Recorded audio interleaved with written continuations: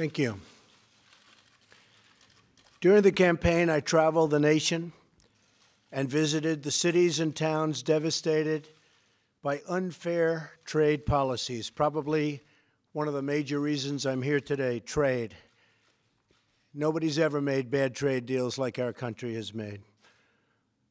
I saw the shuttered factories and spent time with the laid-off factory workers.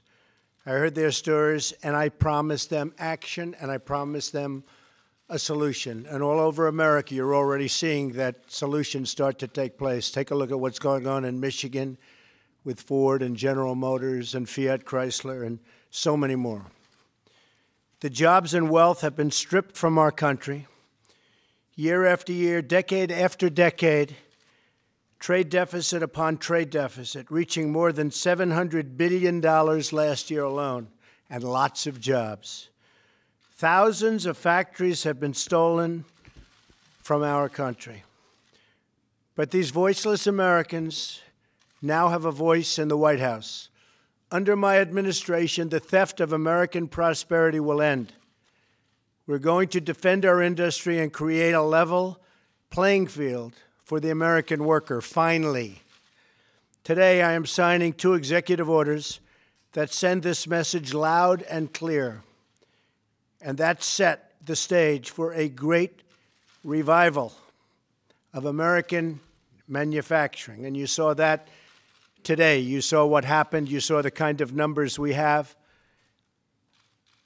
The survey actually showed 93% of manufacturers are now optimistic about the future, a record high. And that's up from about 56% just a couple of months ago.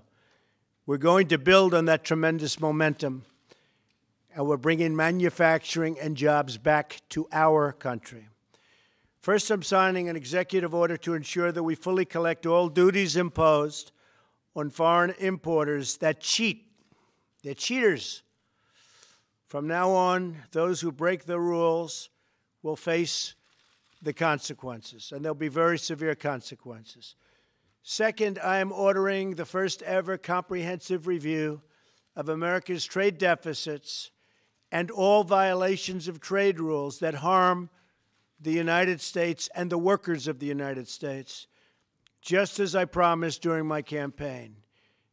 This review will be led by Secretary Wilbur Ross, who is joining us here today. Wilbur is an outstanding success story, an unbelievable businessman, a great but very, very fair negotiator.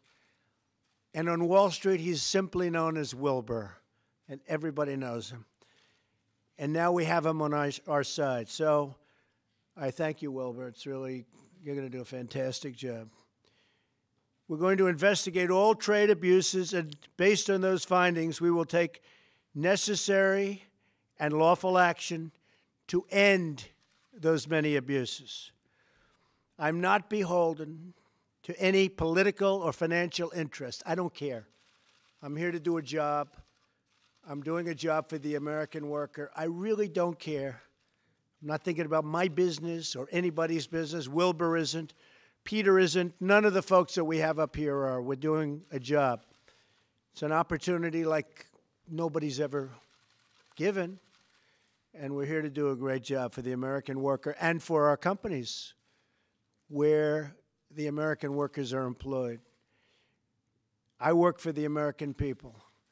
Whether you're a Democrat or Republican or belong to no party at all, you are an American, and I'm here to represent you and your family. We're going to get this thing straightened out. We're going to get these bad trade deals straightened out. Right, Peter? It's time. You've been looking at it for years. Right, Wilbur? This combination over here can't be beaten. That's why I defied the special interests and followed through on my pledge to withdraw immediately from the Trans-Pacific Partnership. And that's why I am taking these very historic steps today. The well-being of America and the American worker is my North Star.